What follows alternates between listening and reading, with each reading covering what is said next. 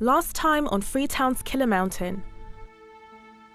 I travelled with doctors from the charity Physicians Across Continents to Freetown in Sierra Leone following devastating floods.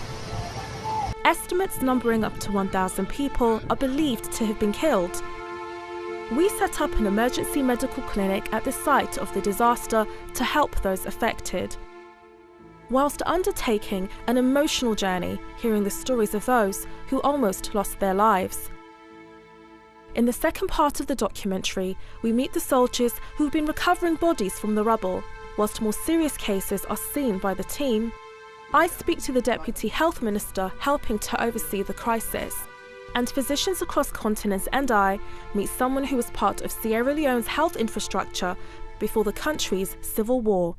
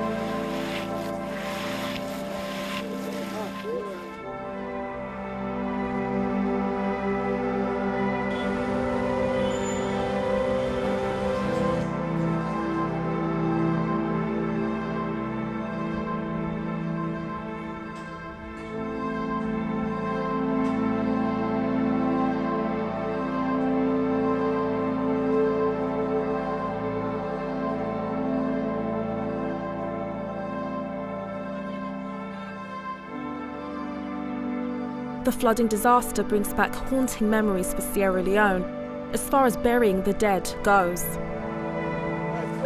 During the Ebola epidemic, doing this was dirty and dangerous work. But the crisis showed the high tenacity of the people of Sierra Leone. Right across the country, teams of impromptu undertakers sought out highly contagious bodies of Ebola victims and buried them. We don't want to leave dead body exposed because of the thing to be that dead body exposed here, someone might catch. We use personal protective equipment, and then we use gloves, and then we use boots, chlorine. It's very risky, that's one, and then it's a voluntary job to save our country. In the immediate aftermath of the recent mudslide and flooding disaster, one of the main government hospitals, Connaught Hospital, in the western part of Freetown, saw more than 200 bodies brought to the mortuary. The coroner says it was overwhelmed by the increasing numbers of dead bodies. The body then we will identify. So there is no need for go picking point for body where able know the person. So when you say how the president he don't talk yesterday, kaya, let them bear. Now so God mark them die. Reflecting the staggering scenes outside of the hospital, hundreds of individuals and families queued to identify and look for their loved ones.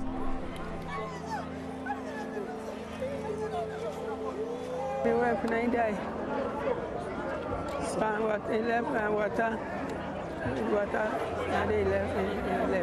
am here to find the dead corpse of my sisters.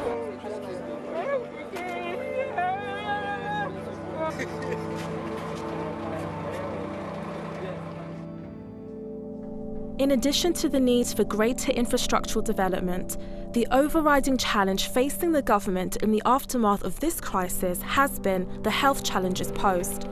With the disastrous effects of climate change seen not only in Africa but across the world, the task to ensure health systems are up to standards to tackle any crisis that can affect the health of the population is significant. I am here in central Freetown to speak with Deputy Health Minister Medina Rahman to find out more about what the government has been doing to address this. We responded very, very fast. It's the fastest response we've had. This is the worst disaster, and I believe we learned a lot from the Ebola that prompted our swift response to this disaster. And again, being that the warning has been going out for people to stop building and living in disaster-prone areas, but we have to have strict measures now and enforcement in making sure that that actually is adhered to. Because at the end of the day, this is what happens. Because if we remove them and flatten all the areas, the disaster areas, and then government will be able to now enforce that nobody builds and live in those areas.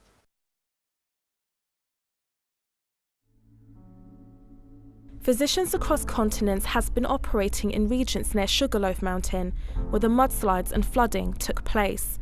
So far, we have seen a number of people who require both physical and psychological help and counselling. Last time, I spoke to Adama Munu, who gave an account of how she and her 3 children escaped from the floods. Unfortunately, this is not a unique story.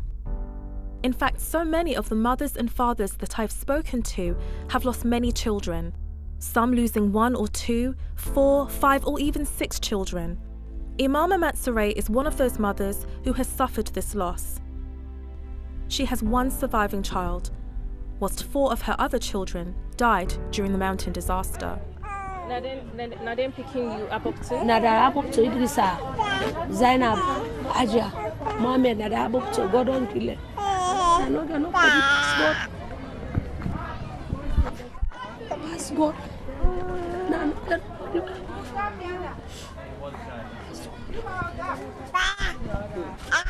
Nobody about passport. Who's there again? This is the big table who feed me.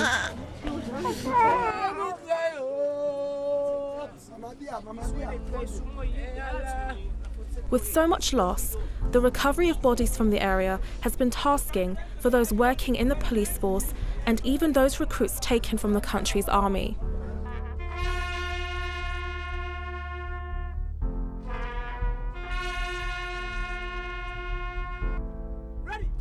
Many of those who died have already been buried near an area called Waterloo. These are the soldiers who have the harrowing task of recovering the bodies. I am told that they form a regiment who have been working tirelessly at the site 2 weeks since the incident took place. Because of this, some of them have become incredibly ill. They have come to the clinic to be checked. Of course, they are here this morning to take treatment from the medical team of the physicians across the continent. While the place is very cold and headache, they have fever, and it goes up to malaria. The place, there's no tent, they are there day and night. Of course, there's nothing to secure them. Just as I finished the interview with Ibrahim, we are approached by a young woman who we later learn is called Fatou Sise. Clearly distressed and complaining of extreme pain in her head, eyes and sides, we take her as quickly as we can to the clinic.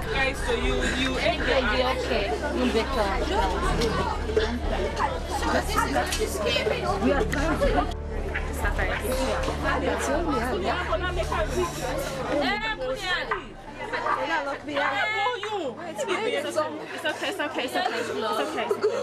okay. For the injection, instead of the man, only to wait for you. It's okay. Over saying this. Now the first, I tell This is one of the emergency cases that we have seen today. She's coming with severe headache, burning in her eyes, unable to sleep, unable to eat for the last few days. And clinically, there is nothing wrong with her, but she seems very sick. She's having abdominal pain, loin pain.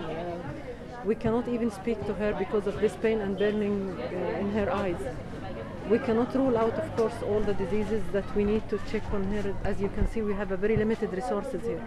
We give her a painkiller just to relax her, and we ask for an eye drops. But unfortunately, because Sunday today, even the ophthalmologist is not available in the hospital. Maybe after the pain is relieved, we can speak to her and we can know what is the problem. Is this her usual way of having the headache, or this is the first time, it will make a difference. But at the end, we need to investigate here more, like going to the ophthalmology doctor and measure the intraocular pressure to rule out any glaucoma or any high pressure in the eye. And this needs to be managed by specifically the ophthalmologist. But we will just manage the critical situation now that she's suffering. I put to Mrs. Rahman the question as to whether government hospitals were able to reduce any pressures relating to the aftermath of the disaster. I wouldn't say that. It's that a lot of people would flout to Connaught Hospital in times of disaster. But Emergency Hospital also took patients. The 34 military hospital also had patients that went in. The Lumley Hospital also had. We had all these 4 hospitals were able to take people as they were coming in from that disaster. So it wasn't like anywhere else. When there's a disaster, of course, there's going to be overflow until we get things under control.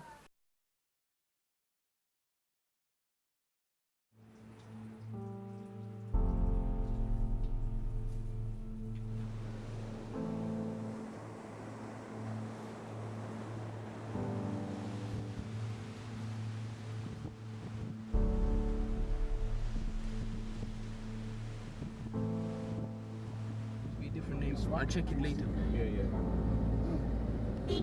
So we're on our way back to the clinic to see some more patients and whether or not anyone requires any more assistance. And then the plan is to go to the old school club where there is 5-bed units being set up for those who've been referred to. So we're looking forward to seeing that completed and hopefully we should see the doctors in action. It's our last day here at Regents, and long lines are forming outside an emergency response centre.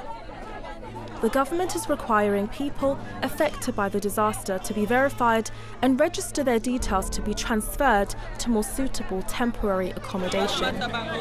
Upon arrival, we catch sight of Adama Munu, who we spoke to a few days before. Victims and survivors in this disaster have lost everything. And whilst access to health is important, they do not have enough money to buy food. Instead, they are having to rely on international aid, which is being overseen by local authorities and security forces, and is becoming difficult to manage. Okay, so just a couple of yards away from the main clinic area, we are just outside a building in which people are able to get supplies, whether that's nappies, whether that's clothing, and just a couple of minutes ago there seemed to be a bit of a delay, so we're not so sure if there is some issues logistically, so there's a lot of chaos at the moment.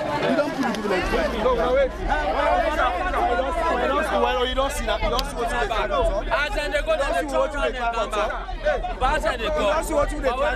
come back.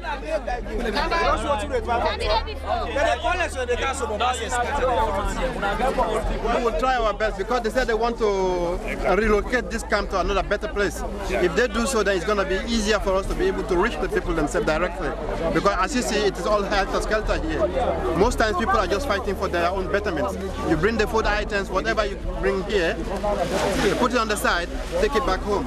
So the people don't get anything. So it's like the best way you can do distribution here is if you stand on the ground and do it yourself. Then you know the people you need to reach, you reach them personally. I asked the team why they think coming to the emergency disaster area was important for them and how they feel about working at the clinic to support people here. I want all doctors all over the world to join back because it is a very touching thing that one can ever do. We've been here for a few hours now since the morning, and the number of patients entering into the clinic to get checked by our doctors are starting to come down to much smaller numbers.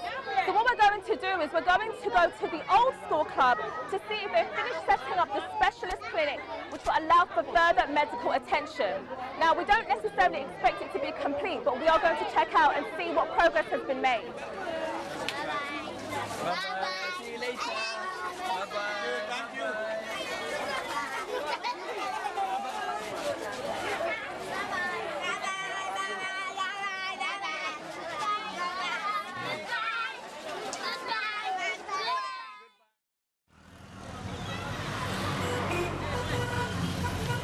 These are one of many campsites that are being set up by international agencies. There are no clear estimates given as to how many survivors and victims will be housed in these tents, but I'm told by organisers that people housed here will be staying for at least 3 months before being housed in more permanent accommodation elsewhere, in some parts of Freetown and outside of the city. So we're here at the camp, and it seems that a good number have been set up, around 7 or 8 from what I can see from here.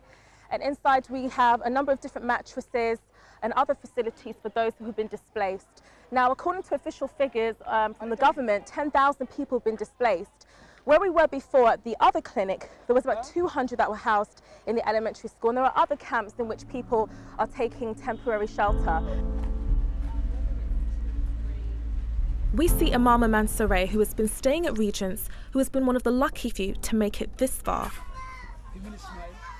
Okay, explain. Just how you explain. Now better. Now don't well, now better.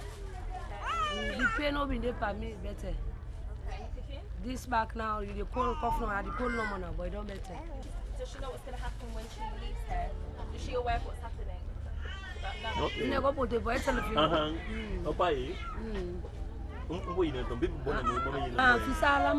Okay, saying that, I mean, she's better when she's here now, you understand? Because you can't compare now to before how she was here. I mean, like a doctor here, she has cold, but she's better now. She too she's feeling fine. Better now. Okay, bye. Come here, not any. Mom back to you, if you come here now. Okay. It's like I don't know they are here, their house here. So she didn't even know what would be the next step. You understand? She's looking to government. Okay, she's looking to government. What's the government to do for you? To government? What? Okay. What's the government will do? No, it's suicide government to go for people. She didn't know exactly the direction that they will be taking to, or we are government to carry out. You understand? So she's looking at government, what government will do for her. It is wonderful to see some of the people that we've met at Regents come to a camp like this and find some sort of stability. Whilst it will take some time for them to move into much more suitable accommodation, these camps are definitely some type of solace for them, given the situation at hand. Nearby, the government has acquired a property once belonging to former international footballer Michael Cologne. It used to be a nightclub and has been renovated to supply medical assistance for those staying here. So now we've moved on to the main clinic area where patients are going to have further medical attention.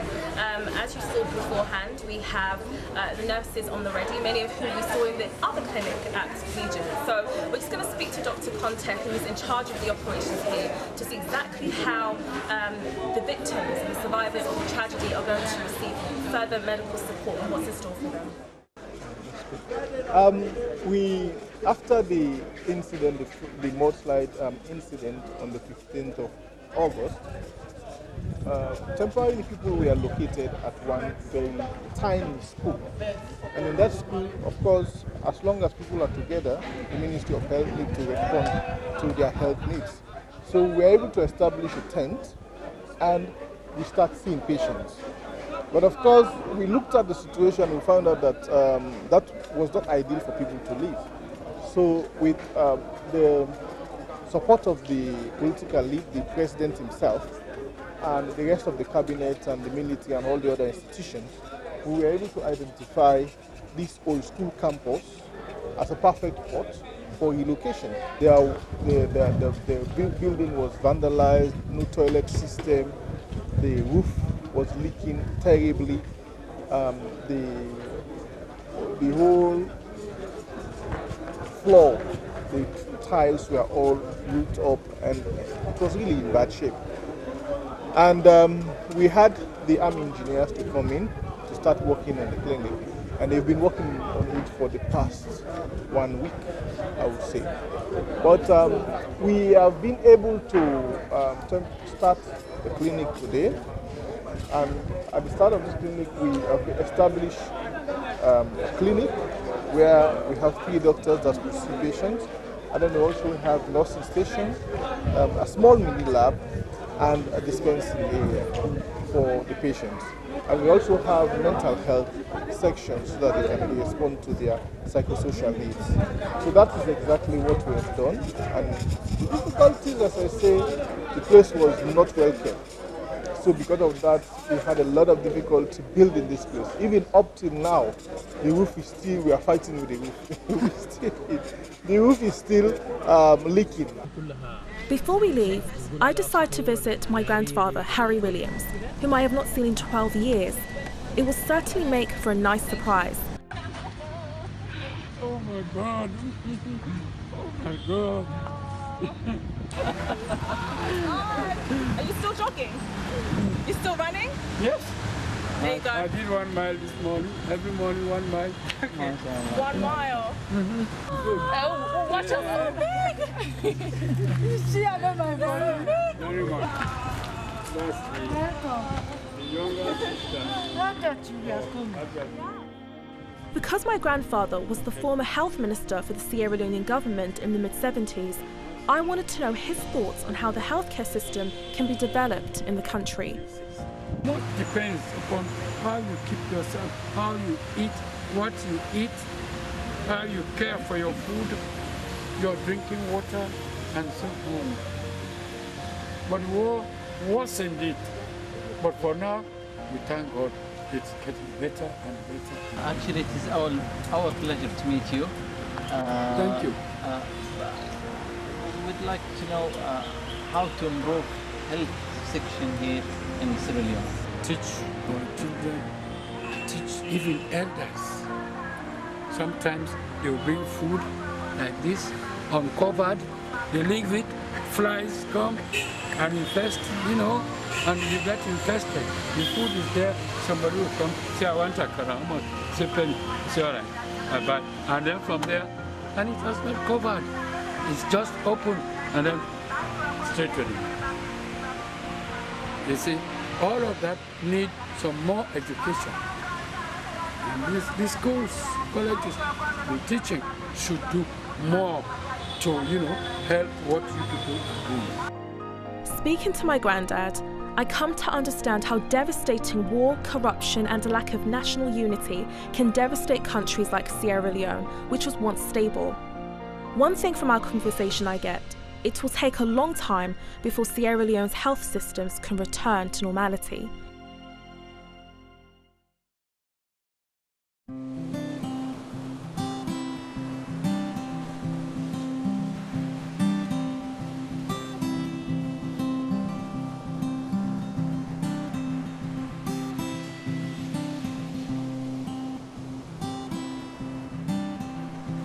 My time in Freetown here is coming to an end, and I can't help feeling the same as the doctors. With a fragile health system and high numbers of extreme weather fronts brought on by climate change across Africa, I fear this may not be the last that we'll hear of a mountain disaster in Sierra Leone. It has been a humbling experience, meeting those who are holding on to hope in the face of great loss and tragedy, and seeing the relief that has been provided both by government and international agency. But the task that lies ahead for the country as a whole is no small feat.